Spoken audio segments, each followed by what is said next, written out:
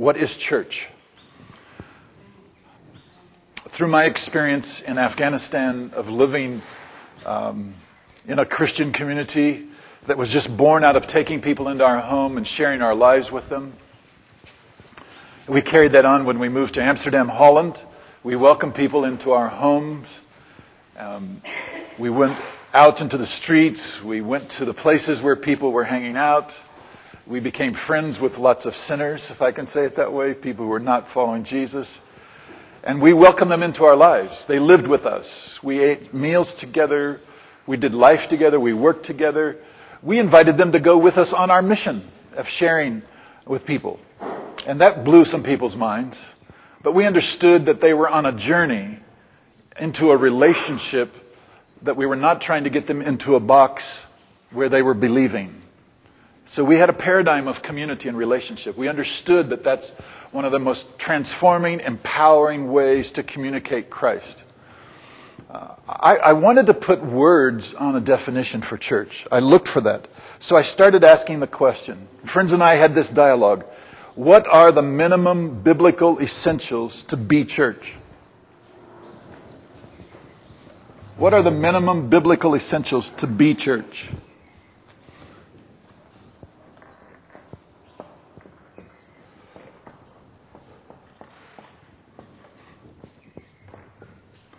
We'll just write it here on the board. Minimum biblical essentials to be church.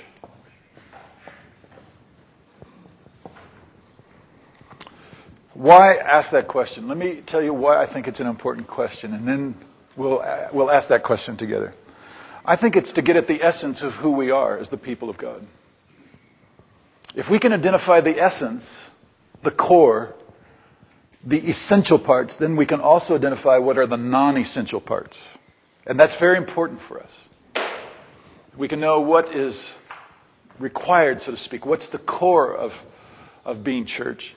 And then we can say, okay, that is an extra, so that's by preference. You may prefer something, and you may prefer something else, and Calvin may prefer something else. But we all agree on the essence, the core. So that it comes down to practice as well as belief. There are many activities and structures and programs that we do that are good.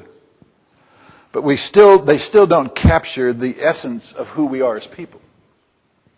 So there are institutions of church. There are programs of church. There are places of gathering of church. And I would say from my perspective, they're doing a lot of good. I'm not one of the guys who is mad at the church. I actually think that there's a lot of wonderful things happening all over the world, in all sizes, all denominations. I see great things happening. Yes, there are weaknesses and there are problems.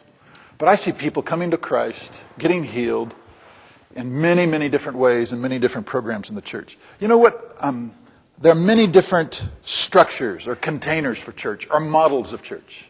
I'm holding in my hand a green water bottle called Bene. And over here, there is another kind of container, and then there's still another kind of container.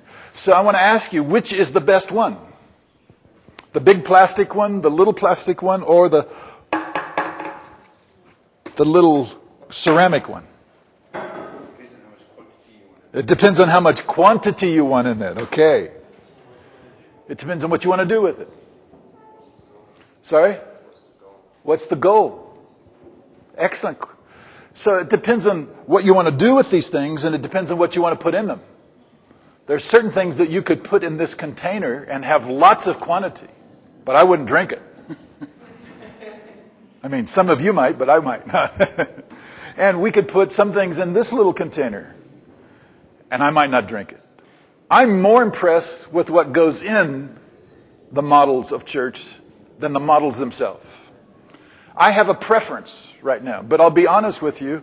I meet people all over the world who do church the way I prefer, and I really don't like what they put inside their container.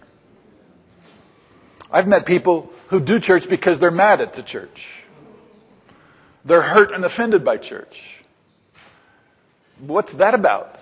That's just like, let's all get together and be mad together. let's all get together and agree on how much we don't like. Personally, that does not excite me. I went through that season when I was 14 years old. From about 14 to 30, I was mad, I was radical, and I was against everybody. But then I grew up, and I fell in love. When I was 27, 26 years of age, I had that experience where Ephesians 3:10 happened to me. I had a revelation that God has revealed himself through the church, and I fell in love with the church. I fell in love with you and me, and all of our differences and our warts and our problems. I got this thing in my heart that I think God has in his heart. It's his people. He died for his people. He loves his people. That's the kind of God he is. So it's what goes inside. And when we can identify what's the essence that goes inside, then we can work with what we're going to do with it and who we're going to reach and how we're going to serve, etc.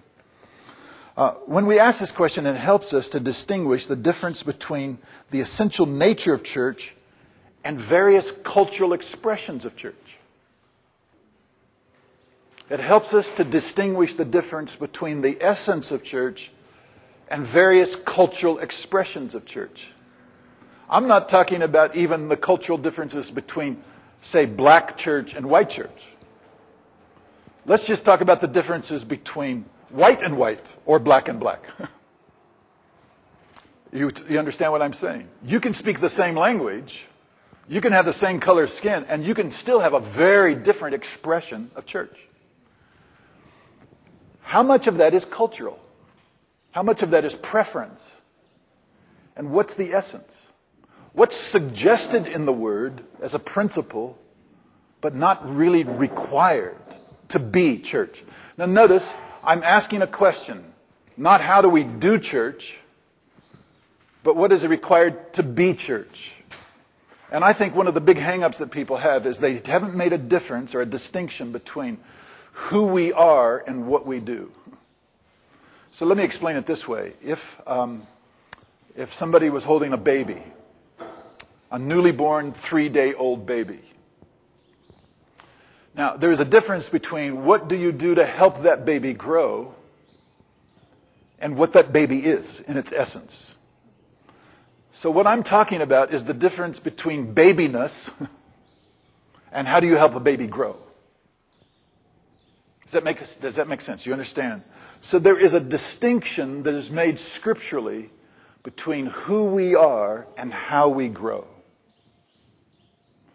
And there's also distinctions between who we are, how we grow, and the freedom we have to discover various expressions of our heart.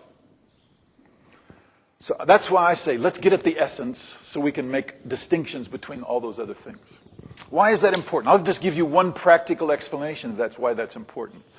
If you understand the essence of church and you've made a distinction between the gospel being believed and gathering some people together and then how they choose to do that, then when you go to another people, you can realize how we've done it may not really fit those other people.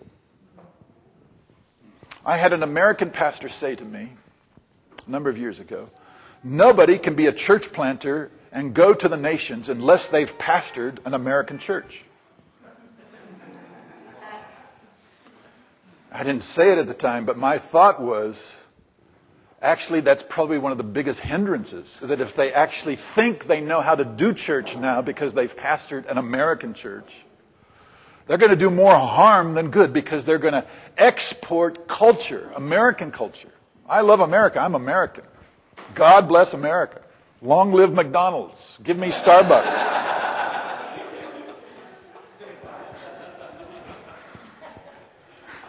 I love convenience. I like comfort. But hey, Americanness may not serve the Kikuyu people or Tibetans in Nepal. It actually may keep them from Jesus. So if I confuse the practices of how we do it, and that may work very well there, that may serve that need, but that may not necessarily serve the need of somebody else. So what's the heart of what it is? And then how we do it.